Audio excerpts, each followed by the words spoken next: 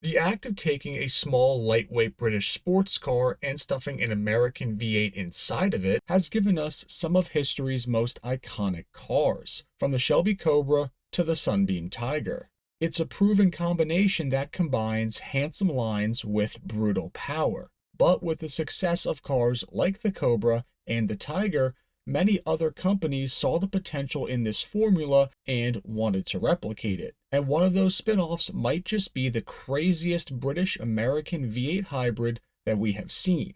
That car was the maniacal TVR Griffith 200 and 400, cars that were smaller and lighter than the 289 Shelby Cobra, and they came with the same motor under the hood. Now, on paper, there's a good chance you've never heard of these cars, and that's because there's only a couple hundred of them ever made. And the whole creation of this car wasn't even spearheaded by TVR. It was led by the model's namesake, a man named Jack Griffith. Jack ran a Ford and TVR dealership on Long Island and had become well acquainted with famous racing drivers like Mark Donohue and many others in the early 60s. This was right around the time that the 260 cubic inch and soon to be 289 cubic inch Shelby Cobras were hitting the market. It was clear from the beginning the potential of these V8 Cobras, and Griffith thought he could do it better with a different platform, one that people like Donohue had already had experience with. That platform of choice would come from TVR, specifically their Grantura Mark III model. The Grantura was essentially TVR's first full-bore production model, which they launched in 1958, and it had undergone several small overhauls to create the Mark III. The biggest of which intrigued Griffith was their new chassis that included a coil spring independent rear suspension that greatly improved the handling capabilities of the TVR Grantura with that Mark III version. Now, all these cars were powered by an inline four-cylinder motor that would have been found inside of an MGB and put out about 100 horsepower. Now, 100 horsepower doesn't sound like much, but for the Grantura, it was more than adequate because the car only weighed about 1,600 pounds, which is insanely light. Thanks to its fiberglass body and tube frame chassis, it was really just about as light as you could get for a road car. The comparable AC Ace that the Shelby Cobra was built on, for example, weighed 1,920 pounds. This TVR was 300 pounds lighter, which puts in perspective how crazy this little platform was. And not only that, compared to the Cobra, the TVR had a 4.5-inch shorter wheelbase, about 1 foot less in overall vehicle length, but it was also 4 inches wider. This recipe for a shorter, snappier car that somehow had a wider track width gave it far more potential out of the box than the AC car did, if the driver would be able to wrangle it. After much discussion, TVR finally agreed to send Jack Griffith a rolling shell of the Grantura that was modified to fit a V8. Even still though, once they actually got the car on US soil, it couldn't quite fit the small block Ford, and it required a whole lot of cutting, banging, and massaging to shoehorn that motor and a 4-speed top loader into it. The original test prototypes were fitted with a 260 small block Ford, much like with the early Shelby Cobras. This offered a major performance increase for that TVR chassis, but still kept the weight down just to about 1,900 pounds, only gaining 300 pounds in total curb weight with the addition of the new, much bigger V8 and that different 4-speed. Power now was near the 200 horsepower range with the 260, which when you actually do the math, 200 horsepower in a 1,900 pound car is actually a similar power to weight ratio to a brand new Mustang GT. But as far as I could tell in my research, no customers really ever got the 260 V8 in their cars, because by the time that Jack Griffith had ironed out all the kinks and they started building these as production vehicles, the 289 was here, and that motor had taken over the 260's spot.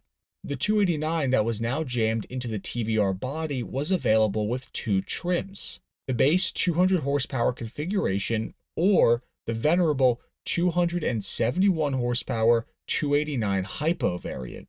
Now, the base 289 was very comparable performance-wise to the 260 versions and would allow the Griffith to do a very fast for the period 4.9 second 0 to 60 sprint. But the 289 hypo cars, well, those were absolutely insane. With that motor, it only took 3.9 seconds to hit 60 miles per hour, and these cars could hit well over 150 miles per hour flat out with the 4-speed. That is serious performance even today, let alone 60 years ago. This was legitimately one of the fastest and most violent cars that money could buy.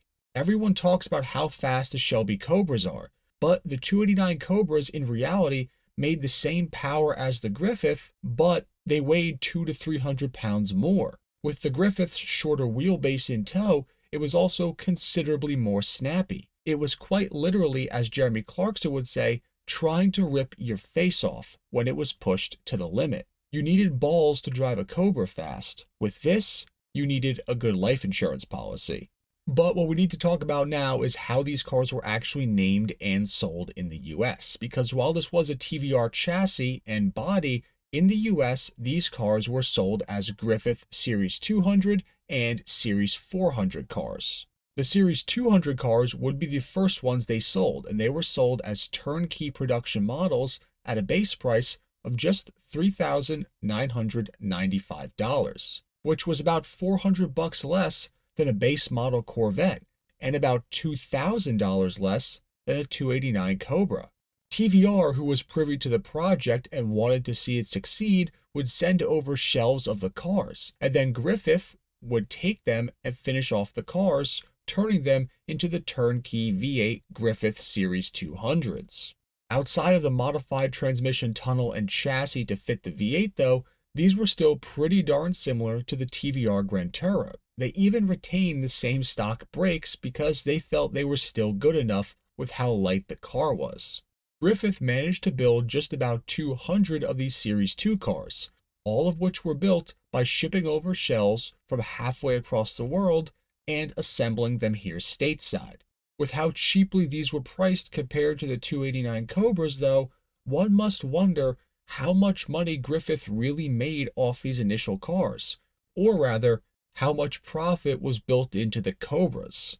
Nonetheless, the Series 400 cars got a redesigned rear end featuring the larger circle taillights from the Lotus Cortina. This change wasn't on purpose by Griffith, it was actually because the TVR Grantura body got updated to this style, and as such, the Griffiths all had to be changed because those were the new bodies that TVR would be sending over. The other most notable change was a new Salisbury rear end that came with a different rear gear ratio. All of these 400 series cars came with the 271 horse 289 hypo in them. So all of these were absolutely manic performance cars. Unfortunately though, we saw way less Series 400s produced than 200s because in the late 1960s, an East Coast dock strike destroyed Griffith's ability to get the TVR shells into his hands, as they would be held up in shipping, and no body shells equaled no cars. As such, just 59 of the Series 400 cars were built. And Griffith, at the same time all this was happening, was also trying to bring their own Italian-American hybrid to market too, that would have been called the Series 600 rather unimaginatively. This was a gorgeous GT car that housed the same 289 hypo underneath. Unfortunately, the money dried up for Griffith, being overextended at this point, and as such, he couldn't even pay the person who helped design the Series 600, and he ended up getting sued and lost the rights to that car design, which were granted to the original designer. A whole myriad of issues stemmed from this, but essentially by this point, financially, Griffith was in no position to build any more cars. The Griffith cars that they did sell were big hits for gentleman racers, specifically the Series 200 and Series 400, those TVR-based cars. These were for the men who wanted an out-of-the-box track weapon. Unfortunately, though, these cars were so sketchy when pushed to the limits, they only saw a little bit of racing success, even though they certainly had the performance. Afterwards, TVR themselves would try and sell the V8 Grantula creation in the UK, marketed as the TVR Tuscan V8 from 1967 to 1970, but only about 70 or so of those cars were ever built. So in the end, what do we have here with the Griffith cars?